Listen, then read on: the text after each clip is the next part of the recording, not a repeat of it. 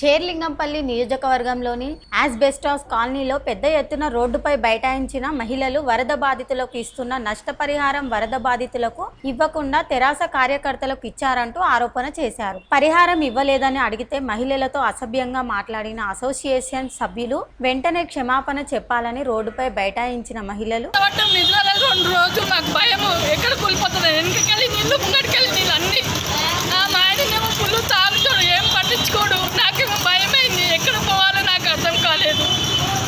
చూడండి మీరు మేము అబద్ధం అనుకుంటే మాకు డబ్బులు ఏమొద్దు, మేము డబ్బులకు అబద్ధం చేస్తలేము. ఆ డబల్ బెడ్రూమ్ ఇస్తామన్నాడు, అవి కూడా ఇస్తలేడు. చూడండి మొత్తం నీళ్ళు వచ్చేసినాయి ఇంట్లోకి. భయమైంది సార్. మొన్న ఎందుకంటే మా 754 ఇల్లు తర్వాత కృష్ణ ఇల్లు